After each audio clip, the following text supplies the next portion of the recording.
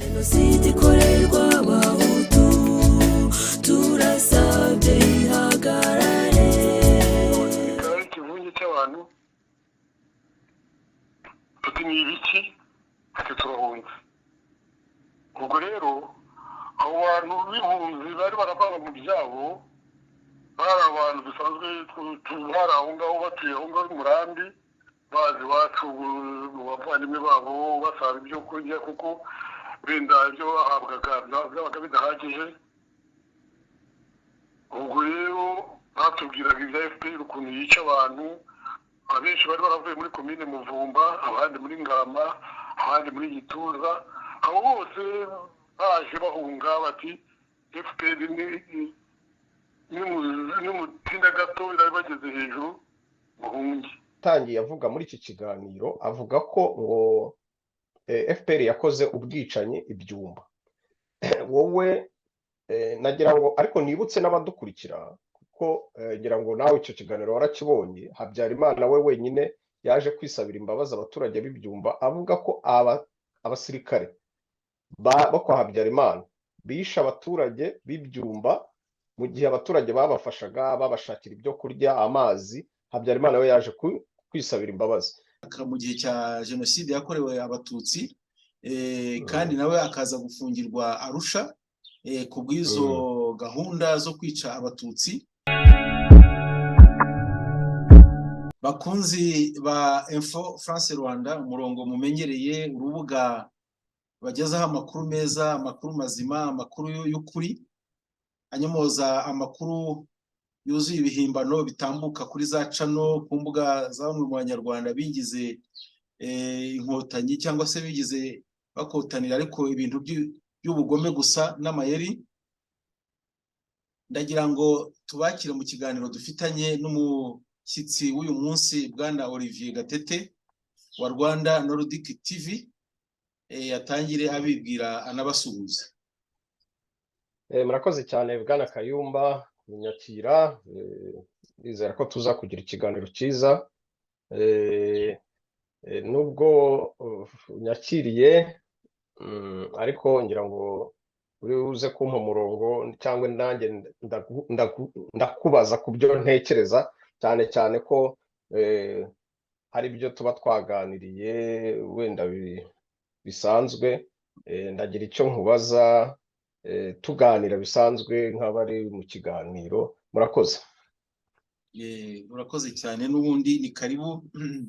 Ntabwo ari ubwa mbere udusuye kuri Info France Rwanda, kandi dushimiye ko uje ubugira kenshi ikiganiro. N'ubundi nk'uko bivuze mu biganiro tumaze iminsi tuganira, ariko muri iyi minsi ya vuba ndetse ushyizemo umunsi w'ejo ku mugoroba baganiriye ku nkuru y'umugabo witwa Mpambara Jean uherutse kugaragara ku mbuga atanga ubuhamya bw'uko umuryango we wakorewe jenoside bita ngo yakorewe abahutu.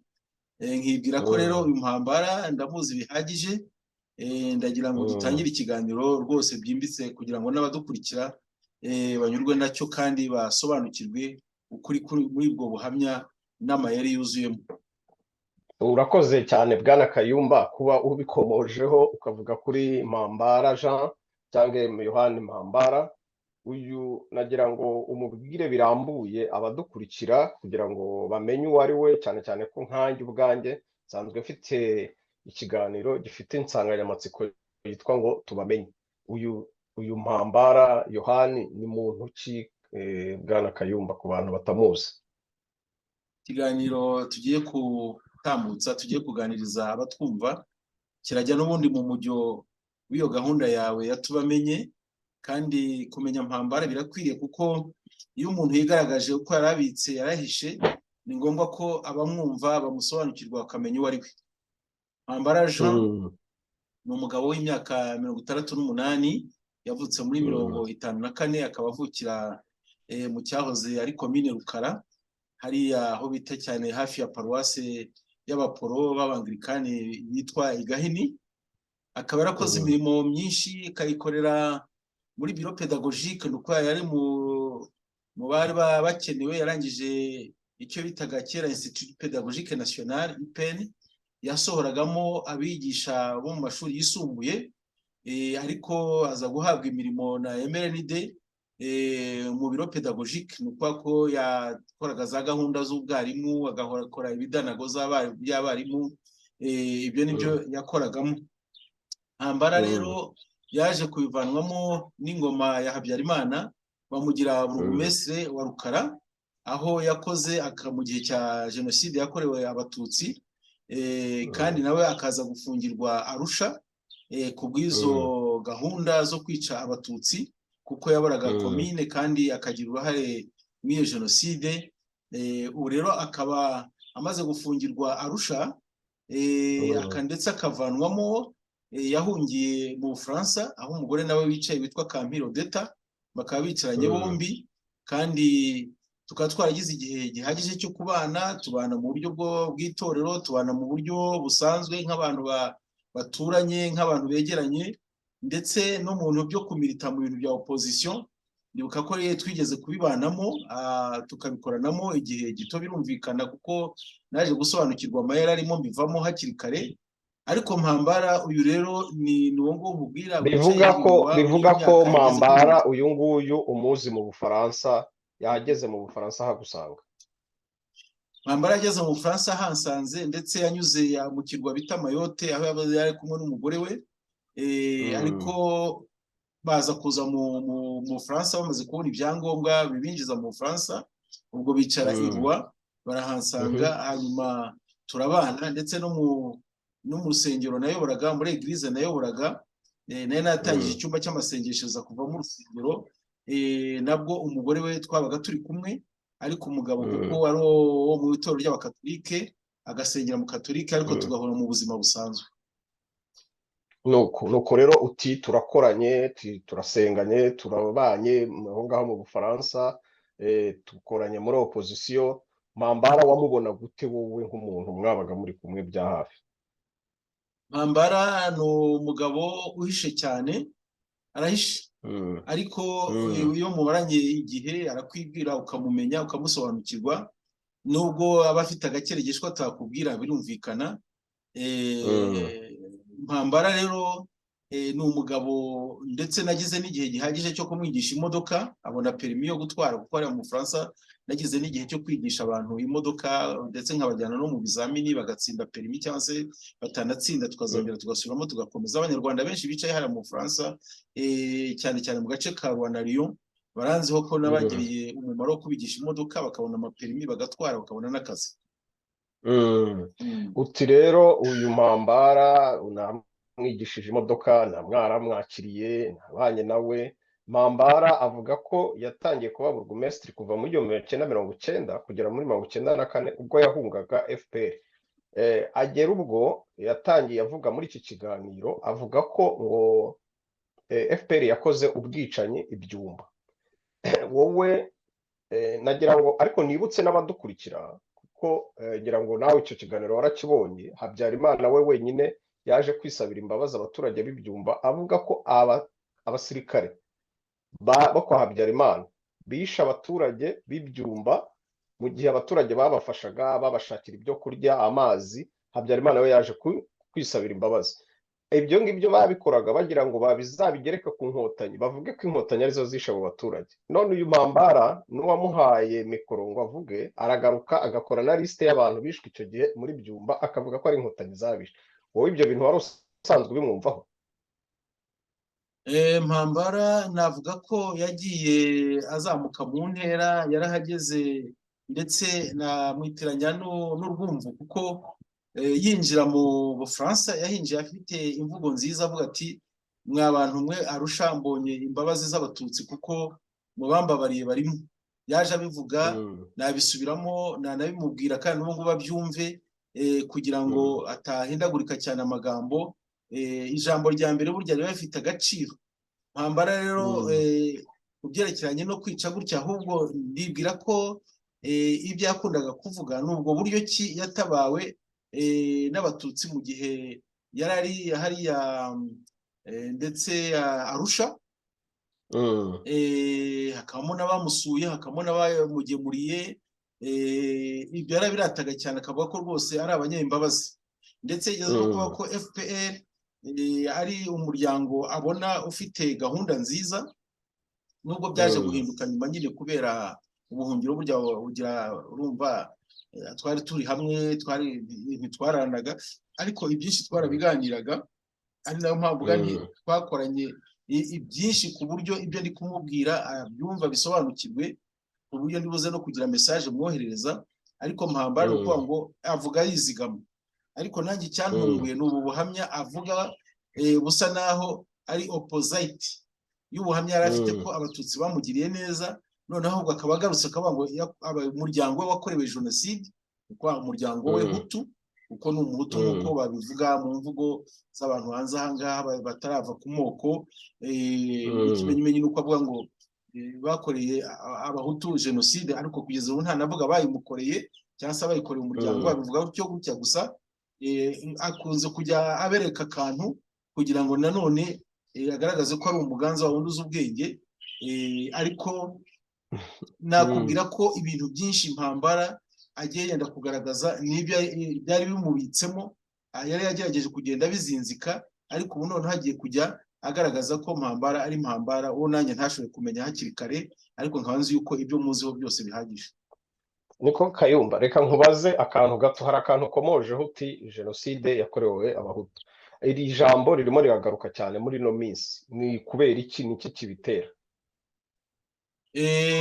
Impamvu ni nyinshi, ariko iyo nibwira cyane ni uko abakoze jenoside, donc abica abatutsi, jenoside yakorewe abatutsi, abo bose bafitemo uruhare, bari inyuma y'abandi bose bari mu kugenda bazana n'uyu mujyo wo kugira ngo bazamure iriya jambo ngo jenoside yakorewe abahutu. Ni ukuvuga ngo icya mbere ni ipfunwe bafite ry'uko ibyo bakoze batabirangije. Kwica abatutsi ntibabirangije, kwica abatutsi barabona bibageretseho, birabomakanya aho bagenda hose, ku buryo bashaka ikintu cyose cyabirandura iyo tandasi. Ni ukuvuga ngo cyasa n'ikirenga hejuru ya jenoside yakorewe abatutsi. Noneho rero mu mayeri bicaranye hariya zira ntagondwa zibona Nahimana uzi ko imigambi mibi ari ku isonga y'abacura imigambi mibi, amaze kugezamo abapadiri, amaze kugezamo abagore bo twita nabo ngo kagomangore, ku buryo aba bose bari babitse bafite ingengabitekerezo za jenoside, amaze kubazamura ku buryo bagiye kumufasha guhamya cyangwa se gupapira kiriya kintu ngo jenoside yakorewe abahutu. Icyo cya mbere ni ipfunwe bafite. Icya kabiri ni uko bumva icyo bashatse kugeraho batakigezeho, n'ubu ngubu bagishakisha ku ngufu, bakabona bari kure cyane. Ni ibintu bibari hejuru kuvuga ngo bazatera u Rwanda, bakaba bicaye ahantu mu buhungiro. Umuntu wicaye mu buhungiro akaba atekereza nk'impunzi, noneho akaza gutekereza ko yatera igihugu cy'u Rwanda, urumva ni ukundi kwigerezaho. Bishatse kuvuga ko bashaka kwikuraho icyasha bakakigereka kuri FPR. Ubivuze neza cyane, ni ukuvuga ngo bashaka kwikuraho icyasha, bashaka mbese gusa naho bitagatifuza kugira ngo noneho jenoside yakorewe abatutsi ese naho yigira inyuma, bo bavanse bashyira imbere ikintu bita ngo jenoside yakorewe abahutu cy'igipapirano, n'ejo mu gitondo batagusobanurira impamvu, batakwerekaho abahutu bishwe n'ubundi bwoko butari bene bahubwo. Kuko njye ndibuka ko ahubwo interahamwe zamaraga gusa naho zimaze kurengwa amaraso, izi nterahamwe zigasubiranamo. Niba ari byo yitera jenoside yakorewe abahutu bisha abandi bahutu, yagombye kudusobanurira neza akavuga ati abahutu bakora jenoside bica abatutsi, hari abahutu bongeye nanone bica bene baba abahutu. Ibyo bikaba yenda yaba yabyita ko ari jenoside, ariko nta muvandimwe wakwica undi ngo bavuge ngo ni umujenosideri, ahubwo ubwo ni uko bicanye hagati yabo nanone. Nagira ngo twibutse abantu badukurikiye akantu gatoya ukuntu bino bintu bimeze nk'uko byatangiye.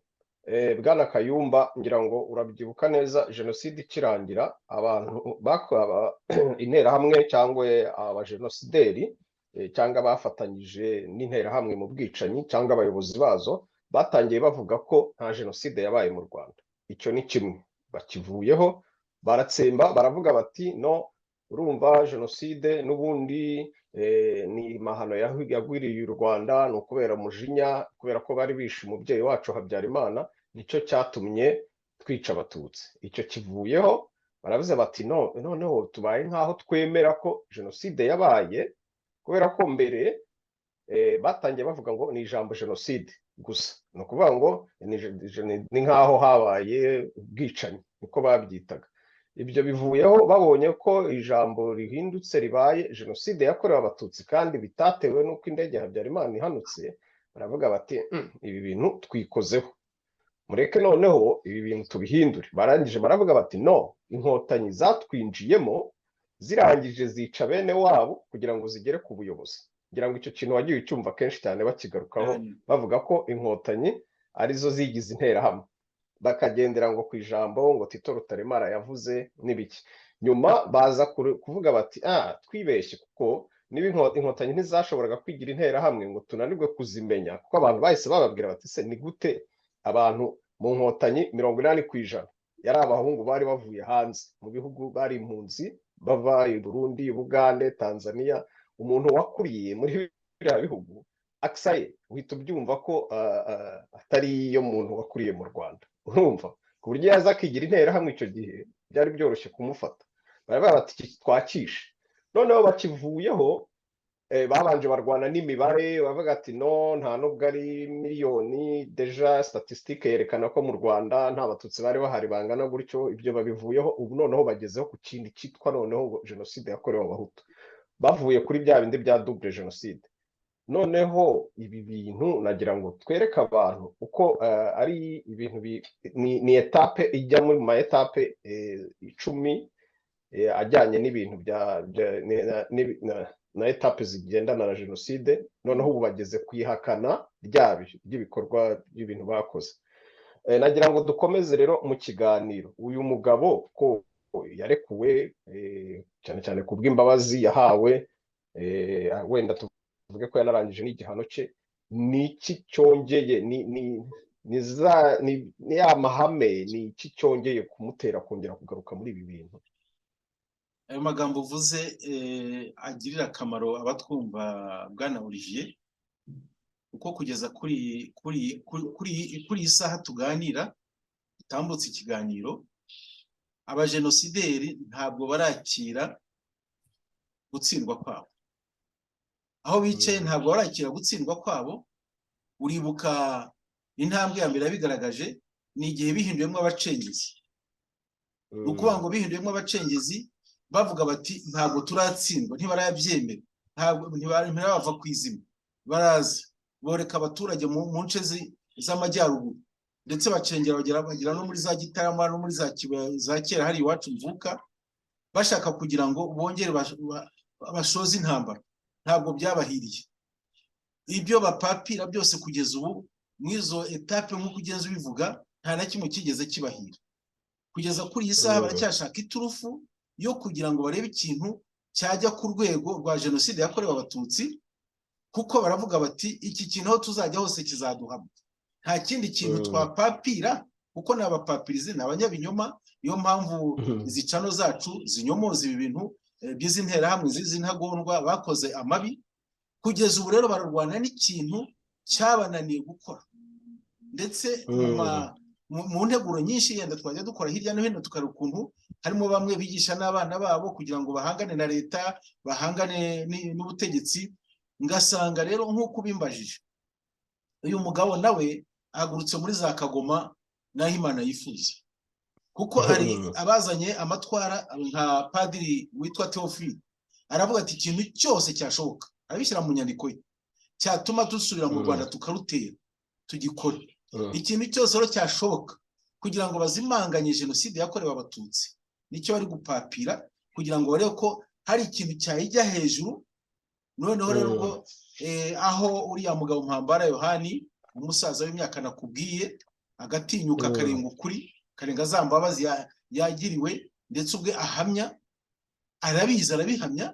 Noneho kugira ngo nawe yinjire muri urwo rwego, yenda baravuze bati wowe kuko unakuze, wabonaga jenoside, waranayoboraga, gerageza uze udufashe, usa n'abahakana jenoside yakorewe abatutsi, ahubwo uvuge ko abahutu bakorewe jenoside. Arazanamo umuryango we. Cyo nagira ngo nkubwire, burya abantu baganira byinshi. Ubwo yigeze kwivugira ko bashiki be batuye hariya muri Gahini ya Rukara bamuvuze ko ari interahamwe kugira ngo bajyane imitungo ye. urumva ko hari we bwe imvugo yarabyivugiye. zisasira izindi zisa n'izibereka izindi, nkaho yakavuze ati koko hari ibyo nshinjwa, hari ibyo nanjye nakoze, bashiki banjye barabizi, bazantanguranwa babivuge abatanze imbere. Ubu rero bavuze bari kugenda babyura abasaza nka Mpambara batigeze bavuga ibyo ngibyo kugira ngo bafashe kubivuga, kuko nk'inararibonye yenda ijambo yavuga ryafatika, ariko ikinyoma ntigishobora kurenga ukuri bishoboka.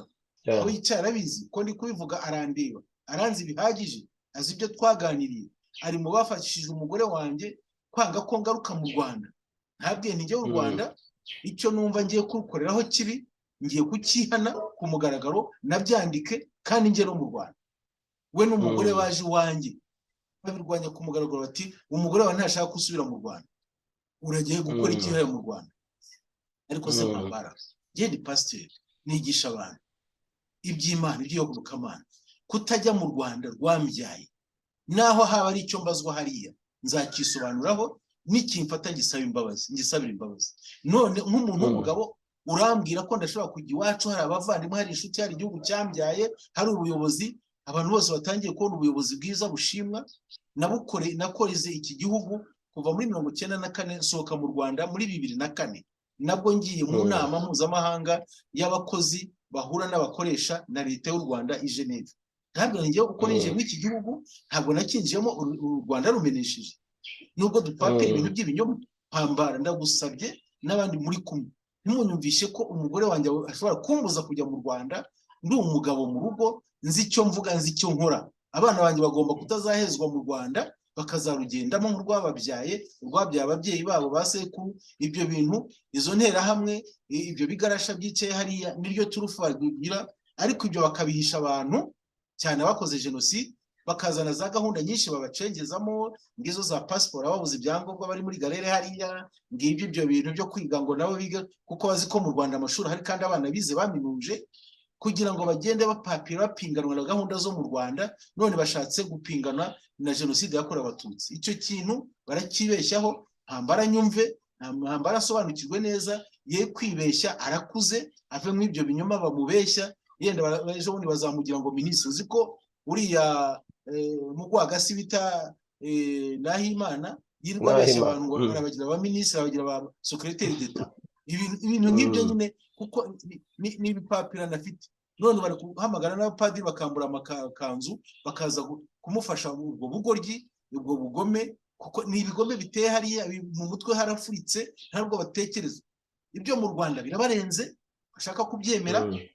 Bisha Abatutsi baraborekana, bashaka kubyemera. None bari gupapiriza ibyo bintu bidafatika, z'abaringa za guverinoma. Noneho bashyizeho baringa ya jenoside yakorewe Abahutu. Ni ukuvuga ngo Mpambara yenda nibuze kugira ubutumwa mwoherereza, ariko n'ubu ngubu ndimo ndagenda mbwohereza. N'ubu urimo urabikora, ahubwo komereza. Rwose Mpambara ndareba ngasanga imyaka afite si yo kwibeshya, ahubwo niyo gusobanukirwa, si yo kubeshya abandi, ahubwo niyo kubabwiza ukuri. Nagira ngo yisaza iravugisha ukuri, ibyo bizamwubaka, no gusaza agereka ibintu kuri leta. Kandi umugore yahabaye igihe, leta iramutunga, abana be niho bavukiye, kandi leta nta kimukurikiranyeho, arashaka kuyikora mu jisho, nta kintu mukurikiranyeho rwose, kandi izabari izi n'ibikorwa barimo. Leta mbyeyi se ahubwo nibatayigabukira bakajya gushaka ibindi bintu bipfagasi bidafite shinge na rugero. Mpambara uyu nguyu nabo bicaranye hamwe n'abitwa ba Gaspard Harerimana uvuka Imwendo, n'abandi basore bitwa ba Felix, n'abandi bose bicaye harirwa. Nagira ngo mbabwire ko ubugome bwabo ni ukubushyira hanze, cyane ko batoteza n'Abanyarwanda bari hariya bikundiye igihugu cyabo. Hari umukecuru warinze apfa bamutoteza ngo baje kubareba, baje kubaneka. N'abandi rwose tuzagira n'igihe cyo kuvuga ibyabo, ariko twavugaga Mpambara wihaye gutanga ubuhamya bw'uko ngo yakorewe jenoside ngo yakorewe Abahutu. Ibyo wibeshya abantu Mpambara, ibyo wiyoba, wipfa nabi, wisaza nabi. Mu kiganiro nigeze kuba ngo umuntu amara igihe mu buhungiro akaba nta mahungiro, ubuhungiro butangiye kubarya, aho kugira ngo bavuge ati nyamuneka hakoze ibinini mutubabarire tugaruke, nyamuneka igihugu cyacu kiraryoshye turabibona. Bari kwirengagiza ibyo babona, bagashaka ibintu bya fo. Umuntu w'umusaza kuriya, ubu ibyo mvuga nuko mvuga nabisubiramo, ariko ntabwo gusubiramo ageze hano ngo avuga ngo abahutu bakorewe jenoside, umuryango abashiki be bari hariya, abandi ko bagiye bapfa abantu bajye babimenya, bamenye wenda ijambo jenoside cyangwa uko jenoside ibaho cyangwa uko bigenda, kugira ngo abantu bari bakuru barabizi jenoside yarabaye, uko abantu bahigwaga, uko amalisite yakozwe, uko byateguwe kugera ubwo bishyizwe mu bikorwa, ibyo bintu byose turabizi. So iyo rero ugiye kuvuga ngo habayeho jenoside yakorewe abahutu, ni ukuvuga ngo habayeho gutegura lisite zabo, kubitegura nyine kugera ubwo igihe bigera binda bikagera mu ntuza mu ngiro. Sinibaza rero ko ariko bimeze, abantu ngira ngo bajye babyumva, bumve itandukaniro cyangwa n'inyito. Ni bya bindi nyine mvuga ko tuvuga ko ari ipfunwe ryo gushaka kugereka ibyaha wakoze ukabigereka ku bandi bantu. Kayumba rero tugana ku musozo, sinzi niba warangije kugenera ubutumwa uyu Mpambara Yohani cyangwa hari ibindi wakomeza kumuvugaho tugana ku musozo, kugira ngo tujye gutegura n'ibindi biganiro by'ejo hazaza. Reka tumwoherereze ibi ngibi abanza byibazeho, abanza bikoreho, yenda agatima kagaruka, kugira ngo ndamubwira nka murumuna we turakurikirana mu myaka, arabizi ko twabiganiriye kera. Umuntu nk'uri umubwira ibyo uzi n'abazi aba agomba kumva, iyo atumvise abazumvira ijwi. Navuga nk'umuntu mukuru kugira ngo aho yicaye kuhicara n'utazi ubwenge.